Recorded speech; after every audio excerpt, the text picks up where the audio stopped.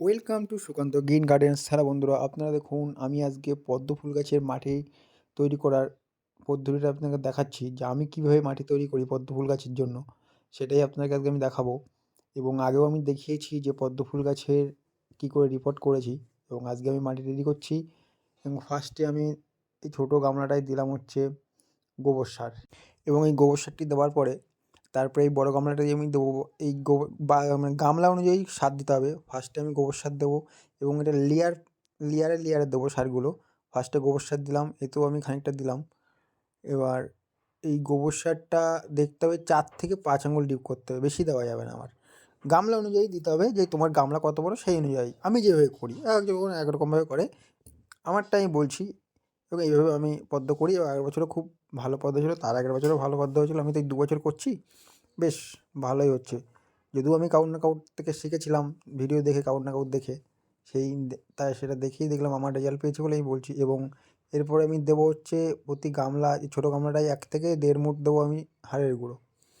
এবং এই বড় গামলাটায় আমি আরেকটু বেশি দেবো, কেন গামলা যেহেতু বড়, আর এই গাছের এই আড়িটাও বড় ফুল এতে আমি দেবো হচ্ছে প্রায় 2 মুঠ মতো। 2 মুঠ মতো দেবো। 1 মুঠ দিলাম। ফার্স্টে আমি দিলাম তাহলে কি গোবর সার, তারপরে হাড় গুঁড়ো দিলাম। এখনও দেবো, অনেক কিছুই দেবো, সেটা আপনারা আস্তে আস্তে দেখুন।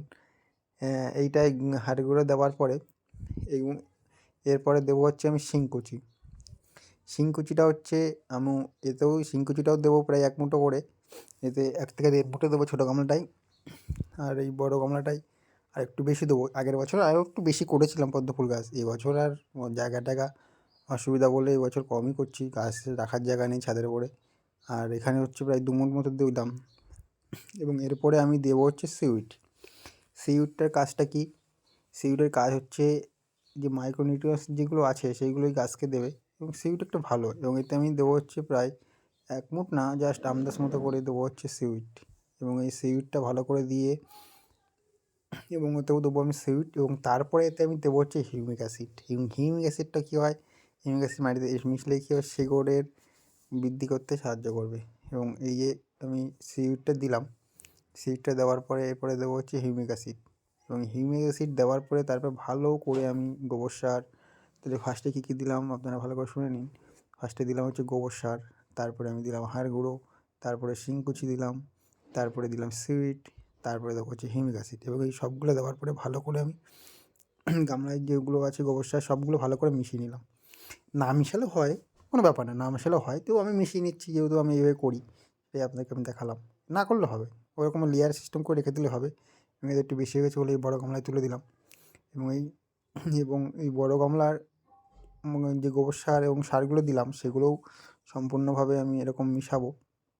আস্তে আস্তে করে ভালো করে মিশাতে হবে। মিশিয়ে তারপরে আমি এর উপরে মাটির লেয়ার দেবো। মাটি প্রায় 5 থেকে 6 আঙুল মতো দেবো, গাছে ওই টব অনুযায়ী বা গামলা অনুযায়ী যে যাতে করে। এবং এই মাটি দেওয়ার পরে সেই মাটিটা কী করবো, ভালো করে জল দিয়ে ভিজিয়ে রেখে দেবো। 3 থেকে 4 দিন ভিজিয়ে রেখে দেবো।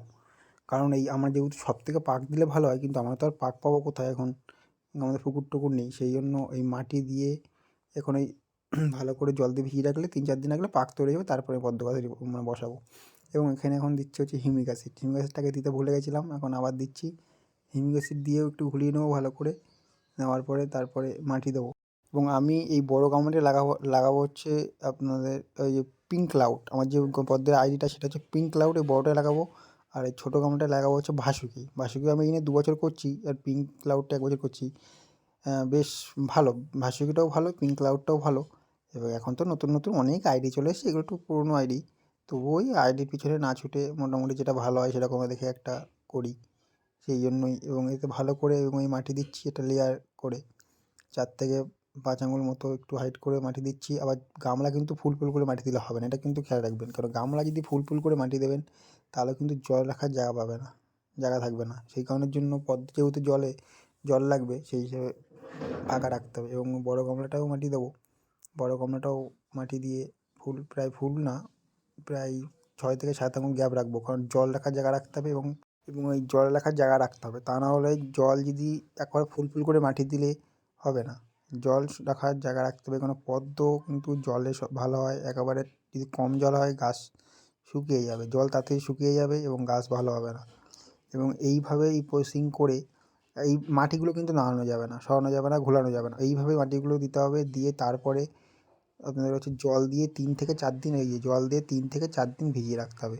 এই জল দিয়ে যদি 3-4 দিন না ভিজিয়ে রাখা হয় তাহলে এই মাটি কাদা হবে না।